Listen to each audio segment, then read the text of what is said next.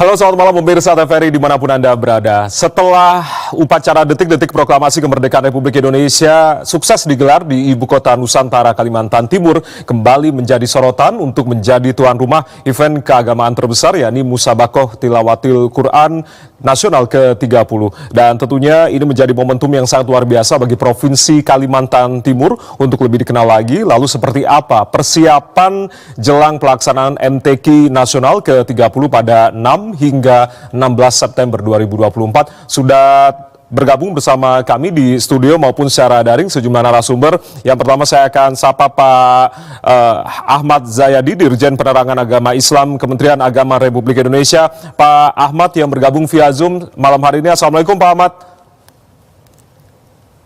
Waalaikumsalam warahmatullahi wabarakatuh. Baik, terima kasih sudah bergabung di malam hari ini via daring Pak Ahmad di Indonesia Bicara TVRI. Dan yang sudah tersambung, maksud kami hadir secara langsung di studio 2 TVRI, Bu Sri Wahyuni, Sekretaris Daerah Provinsi Kalimantan Timur, sekaligus Ketua Umum Lembaga Pengembangan Tilawatil Quran LPTQ Kalimantan Timur. Bu Sri, Assalamualaikum. Waalaikumsalam, selamat malam. Selamat malam, salam sehat. Terima kasih sudah bergabung malam hari ini di Dialog Indonesia Bicara. Yang menarik perhatian adalah setelah kemarin sukses menyelenggarakan upacara detik-detik proklamasi, langsung dalam sejarah Indonesia, mungkin ini baru pertama kali digelar di Jakarta dan juga di Kalimantan Timur. Artinya terkait dengan pelaksanaan untuk event terbesar keagamaan Musabakoh Tilawatil Quran Nasional atau MTQ Nasional ke-30. Sejauh ini seperti apa persiapannya, Bu Sri?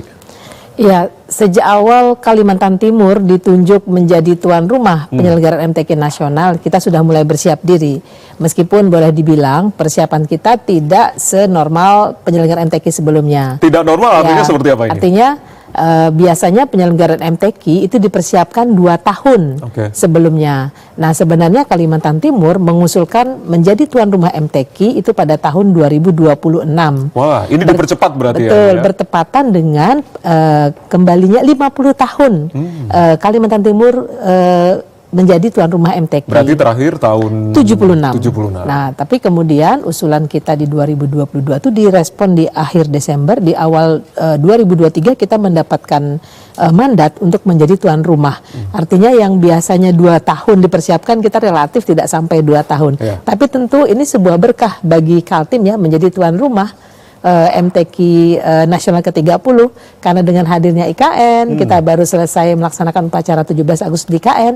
Jadi seakan-akan memang Kaltim menjadi tuan rumah ini juga menjadi bagian dari upaya untuk memperkenalkan IKN, karena tentu kapilah-kapilah yang datang punya kesempatan untuk mengenal lebih dekat dan bisa datang nanti di IKN. Jadi bicara IKN juga pasti menyinggung akan berhimpitan juga dengan Kaltim. Gitu. Pastinya, apalagi yang mungkin belum berkesempatan datang langsung ke upacara kemarin, mungkin nanti pada saat pembukaan MTQ ataupun mengikuti lombanya nanti ya, Bu Sri ya. Baik, saya langsung ke Pak Ahmad Zayadi. Pak Ahmad Zayadi, apa kemudian kalau tadi Bu Sri mengatakan ini juga salah satu promosi Ibu Kota Nusantara untuk kemudian lebih dikenal lagi oleh masyarakat luas, sehingga pada akhirnya terpilihlah Kalimantan Timur sebagai provinsi penyelenggaraan MTQ Nasional ke-30. Apa kemudian yang menjadi alasan dari Kementerian Agama untuk menentukan Kalimantan Timur sebagai tuan rumah dalam hal penyelenggaraan MTQ Nasional ke-30, Pak Zayadi? Iya, terima kasih. Tentu yang menjadi alasan kenapa kemudian Kalimantan Timur ditunjuk sebagai tempat penyelenggaraan MTQ Nasional yang ke-30 tentu karena kesiapannya ya, ritmes kriterianya memungkinkan untuk event MTQ yang ke-30 ini diselenggarakan di Kalimantan Timur. Lalu bersamaan dengan itu saya kira kita tahu persis bahwa IKN, Ibu Kota Nusantara, itu berada di Provinsi Kalimantan Timur. Tentu banyak orang yang pengen tahu, pengen melihat, sekaligus pengen menyaksikan kira-kira Ibu Kota Nusantara di Kalimantan Timur itu seperti apa, dan saya kira di MTQ Nasional yang ke-30 ini menjadi momentum untuk kemudian kita semuanya bisa melihat secara dekat bagaimana Ibu Kota Nusantara itu. Jadi oleh karena itu saya kira MTQ yang ke-30 di Kalimantan Timur ini adalah MTQ yang sangat istimewa. Karena ini MTQ pertama yang kemudian diselenggarakan di Provinsi Kalimantan Timur, di mana kemudian IKN berada di Provinsi Kalimantan Timur itu. MTQ yang istimewa begitu, apa yang tadi sudah diungkapkan oleh Pak Zayadi. Artinya Bu Sri, ini berbagai persiapan saya yakin sudah dilakukan, termasuk terkait dengan infrastruktur, transportasi dan juga akomodasi. Seperti apa kemudian Kalimantan Timur siap begitu, meskipun kemarin sudah dibuktikan dengan di IKN penyelenggaraan sukses, lalu juga terkait dengan penyediaan infrastruktur, akomodasi dan juga transportasi ini sudah tersedia begitu. Apa yang kemudian menjadi catatan untuk MTQ Nasional 2024? Iya, kalau MTQ Nasional ke-30 di Kaltim ini menjadi sesuatu yang istimewa, ini jadi sebuah berkah ya. Nah, yang menjadi persiapan kita adalah bagaimana kemudian keistimewaan itu juga bisa dirasakan oleh para kapilah yang datang. Nah, di antara penyelenggaraan MTQ yang sebelumnya, di Kaltim ini kapilah itu datang di 2 pintu gerbang. Jadi kita punya bandara lewat Samarinda dan lewat Balikpapan. Jadi ada 2 pintu masuk untuk datang ke Kalimantan Timur. Kemudian penyelenggaraan acaranya itu menggunakan venue-venue yang dimiliki oleh pemerintah Provinsi Kaltim. Berapa venue Bu yang disiapkan? Kurang lebih ada 14 venue ya. Ada dari aset milik pemerintah Provinsi Kaltim. Kita untuk tempat utama acara itu berada di GOR Stadion Gelanggang Olahraga Kadriuning, Sempaja. Di sana pembukaan penutupan, kemudian juga menggunakan kantor-kantor instansi pemerintah Provinsi Kaltim, lalu juga ada kampus Universitas Mula Warman, UINSI, kemudian juga ada MAN, dan juga bahkan RRI juga aulanya yang baru juga kita gunakan. Nah, keistimewaan yang lain di MTQ ini kita juga mencoba mengemas kegiatan pameran yang berbeda.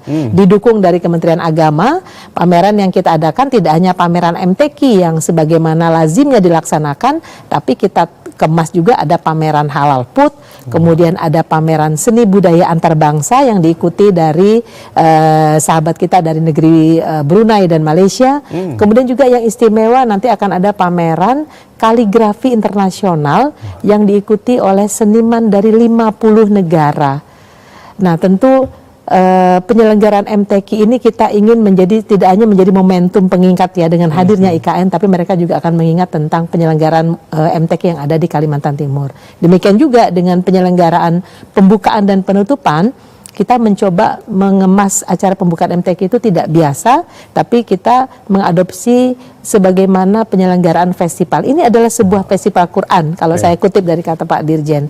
Sehingga ketika opening dan closingnya kita buat spektakuler, tetapi tentu tetap dengan mengedepankan narasi tentang syiar, tapi dalam kemasan hologram, digital. Jadi nanti ada cerita lokal tentang bagaimana masuknya agama Islam di Kalimantan Timur, kemudian proses itu disajikan dalam cerita yang sedikit heroik, paduan antara tarian massal dan juga digital yang bisa disaksikan oleh para kapilah. Masya Allah, sangat luar biasa. Artinya ini perpaduan seni budaya lokal dikemas, kemudian ada sentuhan digital di sananya. Dan yang terpenting tadi ditekankan oleh Bu Sri Wahyuni, artinya ini tidak hanya sekedar event nasional rutin digelar, tapi ternyata keterlibatan dunia internasional melalui tadi ya festival pameran kaligrafi juga turut diikutsertakan. Nanti kita masih akan bahas bersama Ibu Sekda Provinsi Kalimantan Timur, Bu Sri Wahyuni, dan juga Pak Dirjen Penerangan Agama Islam, Pak Ahmad Zayadi. Usai jeda kami akan kembali, tetaplah bersama kami.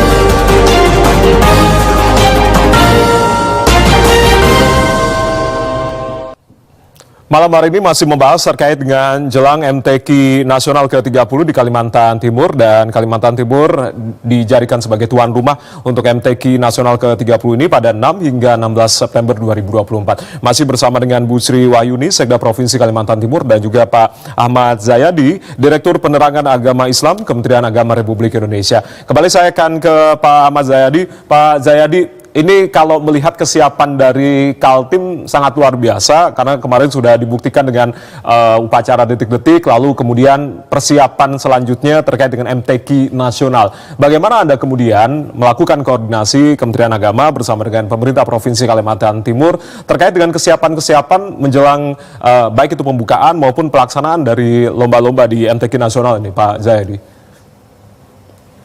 Baik, terima kasih. Jadi memang kita intens berkomunikasi dengan Bu Sekda di Pemprov Kalimantan Timur, terutama terkait dengan persiapan-persiapan.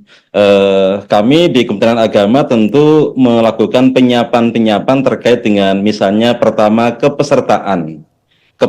Jadi aspek kepesertaan ini di MTQ yang ke-30 tahun 2024 ini dari data yang kami himpun berdasarkan aplikasi iMTQ, ini ada sekitar 2.337 calon peserta.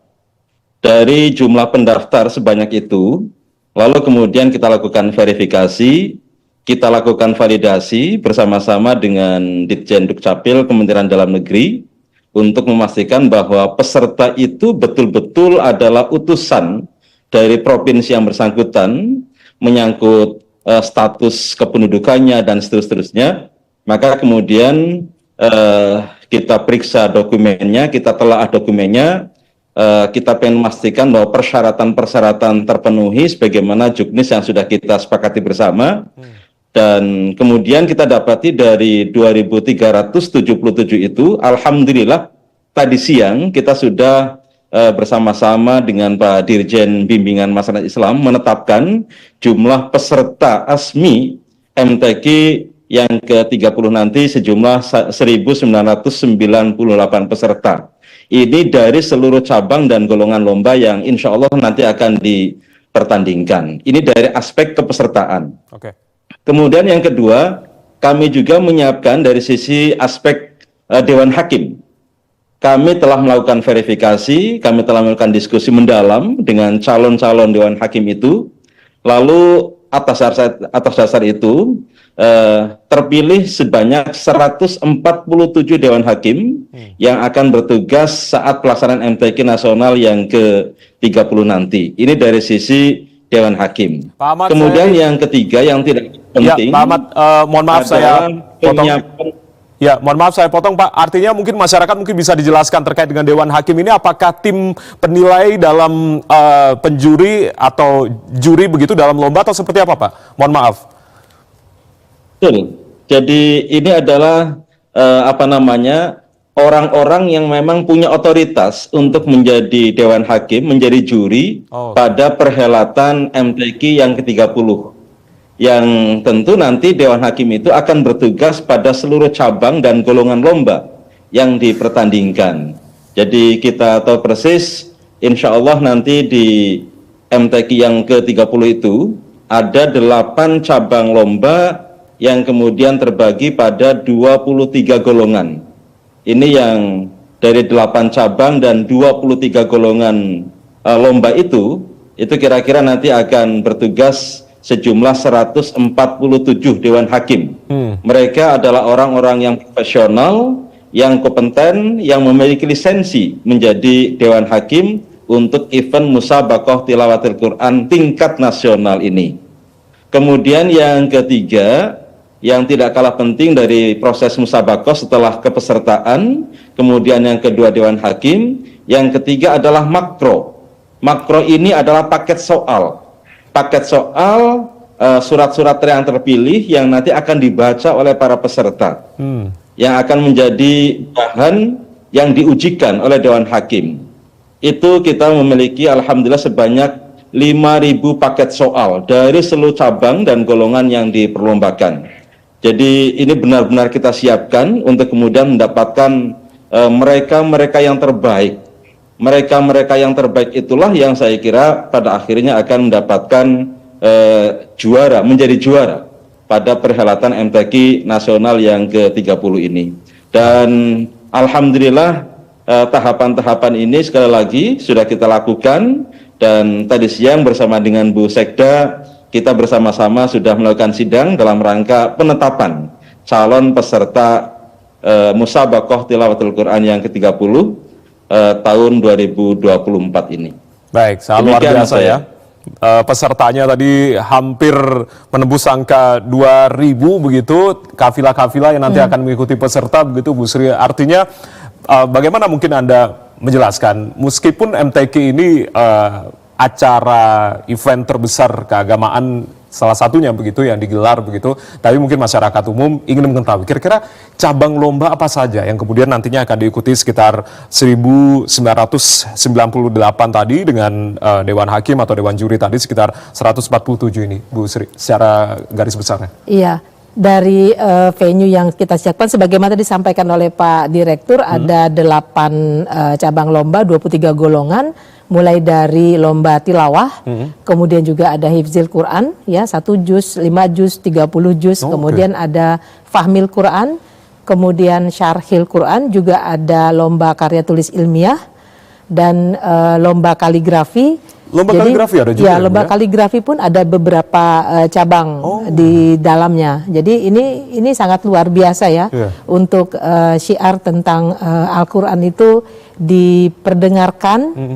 Kemudian tafsirnya juga dilombakan dalam bahasa Indonesia, bahasa Inggris, bahasa Indonesia, bahasa Inggris. Kemudian juga ada karya tulisnya, lalu juga ada kaligrafinya.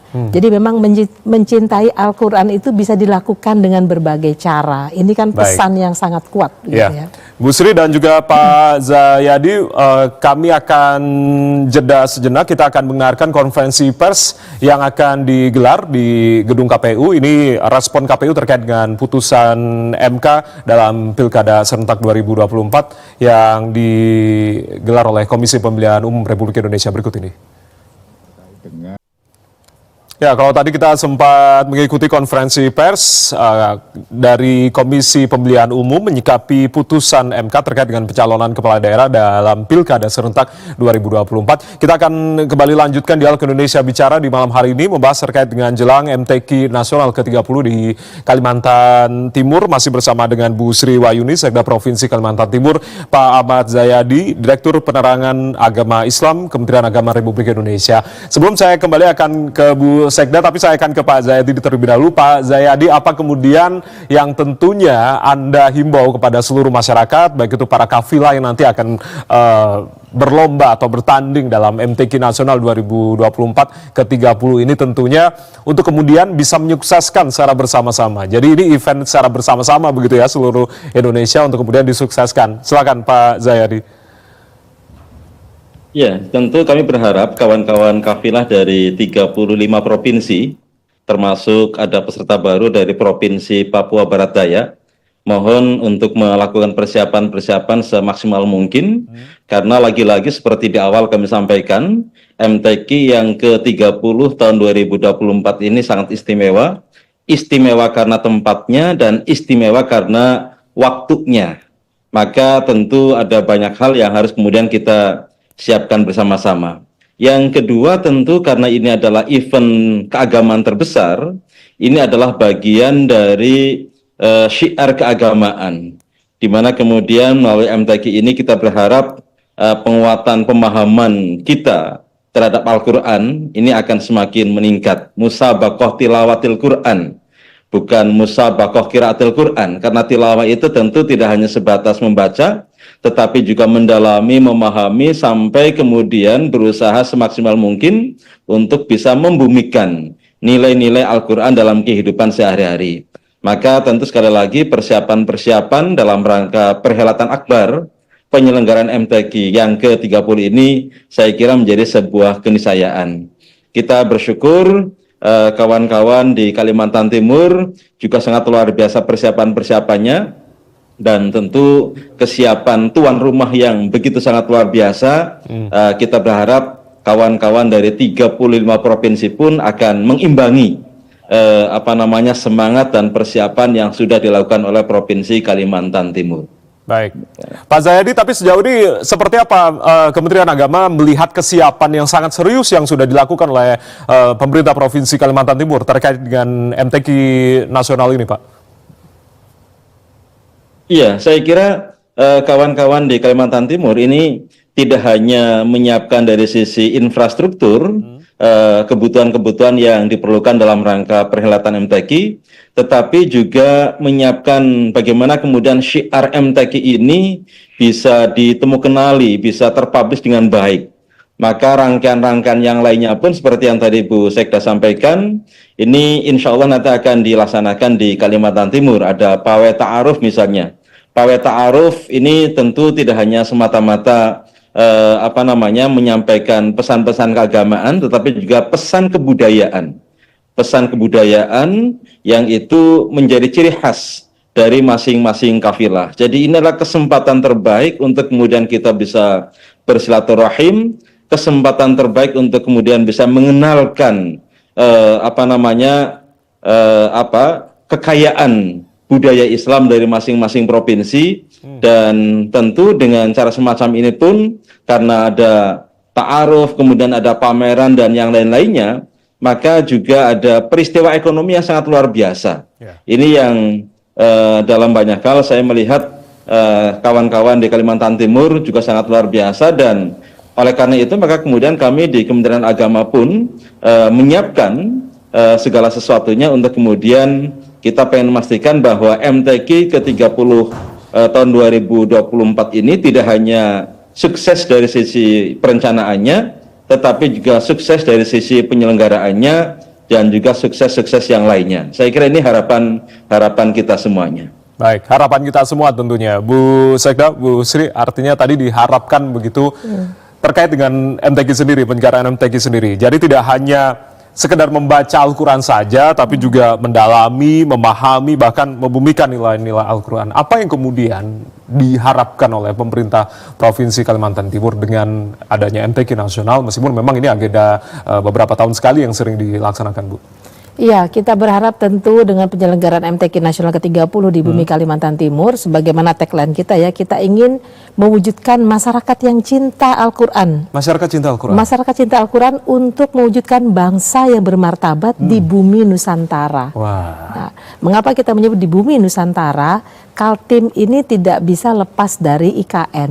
Jadi kalau boleh dibilang sekarang seperti dua sisi mata uang ya. Bicara IKN pasti juga menyinggung Kaltim. Bicara Kaltim kita juga bicara tentang IKN. Nah kalau bicara IKN kita bicara Nusantara. Karena itu Kaltim pun di dalam rencana pembangunannya, tagline-nya adalah membangun Kaltim untuk Nusantara. Nah melalui MTQ tentu kaidah mencintai Al-Quran tadi tidak hanya dengan membaca ayatnya, tapi juga bisa melakukan pendalamannya, dan cabang-cabang MTQ, kegiatan MTQ ini menjadi ruang edukasi bagi masyarakat untuk bisa memahami Al-Quran dari berbagai sisi, dari kaligrafi, keindahan ayat suci Al-Quran, dari pemaknaannya, dari karya tulisnya. Jadi banyak hal ya, banyak cara yang bisa dilakukan untuk membumikan Al-Quran ini. Banyak cara. Nah, betul, terkait tadi disampaikan oleh Pak Direktur untuk sukses penyelenggaraan ini, memang di dalam MTQ kali ini kita mengusung 5 sukses, Mas Jaya. Yang pertama sukses penyelenggaraan. Kita ingin penyelenggaraan MTQ ini menjadi momentum yang istimewa, yang spesial, kenangan yang terbaik, apalagi dengan hadirnya IKN yang insya Allah tidak akan terlupakan. Ya, karena MTQ 30 di Kaltim bersamaan dengan hadirnya IKN gitu ya. Kemudian yang kedua sukses prestasi. Nah tentu sebagai tuan rumah kita juga ingin menorehkan sejarah yang baik bagi Kalimantan Timur dengan meraih prestasi yang baik tentunya di dalam MTQ ini. Persiapannya paling maksimal nih kafilah-kafilah di Kaltim karena tuan rumah itu ya. Insya Allah. Kemudian yang ketiga tentu karena ini kita berhimpun dari orang dari berbagai daerah, dari berbagai suku untuk tujuan yang sama, maka tentu sukses ukhuwah Islamiyah. Kita mungkin setiap kafilah berlomba, tetapi juga dalam lomba itu kita membangun networking, kita saling mengenal satu dengan yang lain. Jadi sukses ukhuwah Islamiyah ini juga menjadi bagian dari sukses penyelenggaraan kita. Kemudian yang keempat sukses pemberdayaan ekonomi masyarakat. Terpenting ini. Betul. Pameran ini akan pamerannya ada di dalam convention hall, di indoor dan juga ada outdoor. Yang menjadi peserta pameran sudah mungkin ada hampir 100 booth ya, luar dan dalam. Belum lagi peserta pawai, ada beberapa daerah Mas Jaya yang akan menghadirkan supporter sampai dengan 1.000 orang. Wah, Misalnya DKI luar biasa. Jakarta, Jawa Timur, ini orang yang banyak. Ini kan tentu akan memicu perputaran ekonomi yang tinggi begitu. Nah, yang terakhir tentunya tadi sampaikan Pak Direktur, kita juga ingin sukses syiar dan pengamalan agama. Jadi ini 5 sukses yang ingin kita capai dalam penyelenggaraan MTQ Nasional 30 ini. 5 sukses itu tadi, semoga benar-benar terjalan nantinya dalam MTQ nasional begitu ya. Amin. Dan tidak kalah istimewanya, jadi tidak hanya tempatnya istimewa, tapi waktunya istimewa. Malam hari ini juga istimewa. 2 maskot yang sudah hadir untuk MTQ ke-30 ini, mungkin bisa diperkenalkan Bu Sri. Iya, jadi kita punya maskot ini. Namanya si yang laki-laki ini Angga, yang perempuan ini Anggi. Ya, baik. Mungkin bisa diperkenalkan. Baik. Jadi ini terinspirasi dari flora jadi mana? ini berasal pemikiran dasarnya dari anggrek hitam. Anggrek hitam. Ya, anggrek hitam ini adalah flora endemik Kalimantan Timur. Hanya ada di Kalimantan Timur, tumbuh di hutan alam liar ya. Tapi dengan teknologi budidaya itu bisa dilakukan karena ini merupakan tanaman yang dilindungi. Nah, anggrek hitam itu kelopaknya berwarna hijau, ya seperti Angga dan Anggi ini kelopaknya jadi persis seperti ini. Kemudian di dalam tengah kelopaknya itu ada garis hitam. Jadi putiknya itu berwarna hitam. Jadi titik-titik hitam itu dinamakan anggrek hitam. Jadi bukan seluruh warnanya hitam, tapi dia putik yang daun yang berdaun hijau, tapi tengahnya putiknya dengan warna hitam. Nah, dari inspirasi itulah kita membuat maskot Angga dan Anggi. Nah, kenapa anggrek hitam? Selain merupakan flora endemik Kaltim, anggrek hitam ini juga memancarkan keindahan, keunikan dan keindahan. Kita tahu bahwa di dalam Al-Quran disebutkan bahwa Allah juga sangat mencintai keindahan, kemudian melambangkan keanggunan dan perlindungan. Jadi itu nilai-nilai filosofi yang kita anggap sehingga kita punya maskot untuk MTQ kali ini, si Angga dan si Anggi itu adalah berasal dari anggrek hitam dari Kalimantan Timur. Menarik sekali untuk kemudian bisa mendekatkan lagi kepada masyarakat begitu. Betul, ya terkait dengan syiar Islam dan juga MTQ Nasional ke-30. Yang terpenting lagi Bu, ketika nanti akan hadir para tamu dari hampir sekitar 38 provinsi nanti ya, meskipun untuk lombanya kafilah-kafilahnya diikuti oleh 35 provinsi begitu. Bu Sri, adakah agenda khusus yang disiapkan oleh untuk para tamu untuk kemudian nanti bisa mengenal lebih jauh Kalimantan Timur? Iya, tentu menjadi side event kita ya. Selain pameran, kita mengenakan produk-produk halal Kaltim yang mungkin nanti juga bisa menjadikan kelanjutan kerjasama dengan daerah lain. Dengan bisnis matching misalnya, kita juga memprogramkan city tour. Jadi kita akan memperkenalkan pusat-pusat budaya dan pariwisata yang ada di Kalimantan Timur. Kita akan mengajak perwakilan peserta untuk menyusuri Sungai Mahakam. Indahnya berada di atas kapal menyusuri Sungai Mahakam. Mahakam ini kan sungai terbesar di Indonesia. Nanti di dalam menyusuri Sungai Mahakam, di seputaran Mahakam itu sepanjang sungai, bagaimana kehidupan masyarakat yang ada di sepanjang Sungai Mahakam, juga kegiatan ekonomi yang tidak berhenti. Jadi Sungai Mahakam ini tidak hanya menjadi pusat kegiatan bahari untuk masyarakat, tapi juga menjadi pusat kegiatan ekonomi tidak hanya bagi masyarakat Kaltim, tapi di sana juga berlalu lalang kegiatan ekonomi yang kapal-kapal sampai dengan ke pelabuhan ke akses internasional untuk akses internasional begitu. Kemudian selain di Samarinda, Sungai Mahakam, kita juga akan mengajak para kapilah untuk datang ke mengunjungi Museum Mula Warman. Museum Mula Warman. Ya, Museum Mula Warman ini museum negeri yang ada di Kalimantan Timur. Museum ini menyimpan cerita sejarah bagi Kalimantan Timur ya. Karena Kesultanan Kutai Kartanegara Ing Matadipura ini ketika berkuasa itu 80% wilayahnya adalah wilayah Provinsi Kaltim itu dulunya adalah wilayah Kesultanan Kutai Kartanegara Ing Matadipura. Dan yang unik adalah bahwa ketika negara kita merdeka, Kesultanan Kutai ini bergabung dan menyerahkan kekuasaannya untuk bergabung dengan Negara Kesatuan Republik Indonesia. Itu sisi lain, ditambah lagi dengan adat khasan. Di sana ada kalung uncal namanya. kalung ini menggambarkan Sinta ya, dan kalung yang satu lagi Rama ada di India. Mitosnya kalau dua kalung ini bersatu daerah itu akan sejahtera.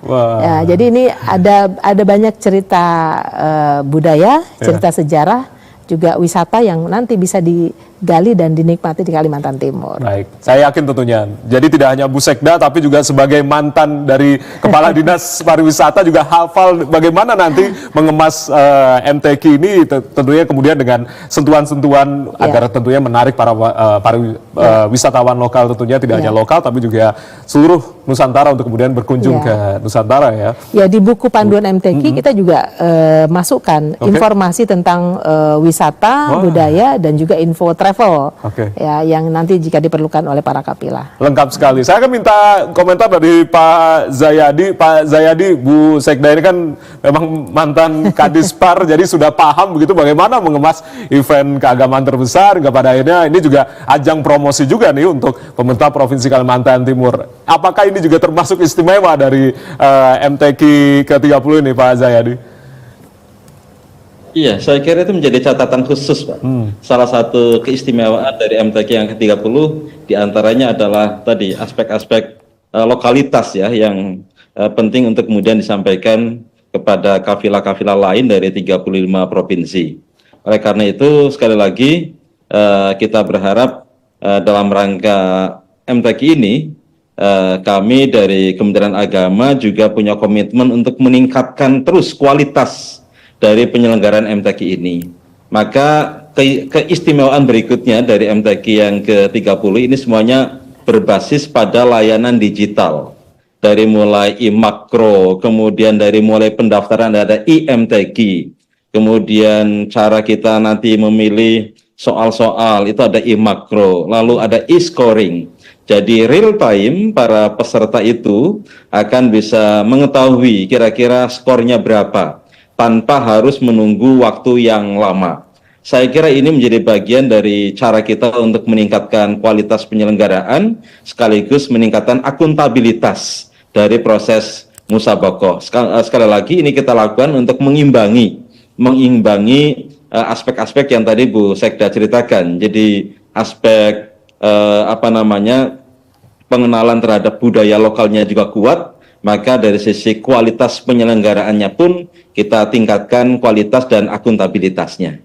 Mudah-mudahan ini akan menjadi sinergi yang sangat luar biasa dan pada akhirnya akan menghasilkan hasil-hasil dan prestasi-prestasi terbaik dari MTQ yang ke-30 ini. Baik. Saya kira itu Mas Jaya. Ya, komitmen dari Kementerian Agama tadi Pak Zayadi mengatakan memang peningkatan kualitas penyelenggaraan termasuk juga akuntabilitas. Bu Sri Wahyuni juga selaku Ketua Umum Lembaga Pengembangan Tilawatul Quran LPTQ Kaltim tentunya ini juga berkomitmen begitu Bu dengan LPTQ di semua provinsi untuk kemudian terkait dengan kualitas penyelenggaraan, akuntabilitas untuk kemudian perlu ditingkatkan. Komentar Anda? Terakhir? Ya, tentu kita menyesuaikan ya, mengikuti mandat yang disampaikan oleh Kementerian Agama tentang penyelenggaraan ini. Ketika penyelenggaraannya berjalan secara digital, nah kita mengantarkan itu mulai dari opening dan closingnya juga kita sudah memadukan tadi konsep konvensional dan digital dalam sebuah opening dan closing. Jadi dari awal, dari pembukaan kita sudah perkenalkan itu, ditambah tadi istimewanya ini untuk pertama kalinya full dengan proses yang serba digital dalam penyelenggaraan MTQ. Terakhir Bu Sri mengajak masyarakat untuk kemudian tidak hanya hadir nanti berlomba dalam MTQ nasional, tapi juga jangan lupa untuk mengenali Nusantara, bumi Nusantara di Kalimantan Timur. Silakan untuk mengajak para masyarakat yang kemudian bisa menuju ke Kalimantan Timur nantinya. Iya, tentu kami menantikan kehadiran masyarakat dari seluruh wilayah penjuru tanah air untuk datang ke Kalimantan Timur di dalam perhelatan Musabakah Tilawatil Quran Nasional ke-30 yang akan berlangsung tanggal 6 sampai 16 September 2024. Akan ada banyak aktivitas yang bisa dikenali, yang bisa dipelajari, menambah wawasan, edukasi, dan juga menambah jaringan. Kami tunggu kehadirannya di Kalimantan Timur. Baik, terima kasih Bu Sri Wahyuni, Sekda Provinsi Kalimantan Timur, dan juga Pak Ahmad Zayadi, Direktur Penerangan Agama Islam Kementerian Agama Republik Indonesia sudah bergabung bersama kami. Terima kasih, salam sehat selalu Pak Zayadi, Bu Sri, sukses juga untuk penyelenggaraan dari MTQ ke-30 nasional nantinya. Semoga bermanfaat bagi kita semua. Terima kasih sekali lagi Bu Sri, Pak Zayadi. Assalamualaikum warahmatullahi wabarakatuh. Terima kasih Bu Sri sudah bergabung bersama kami. Terima kasih Pak Jayadi. Baik. Dan saudara, demikianlah Dialog Indonesia Bicara edisi malam hari ini. Saya Ardianto Wijaya mengucapkan terima kasih atas kebersamaan Anda. Sampai jumpa dan selamat malam.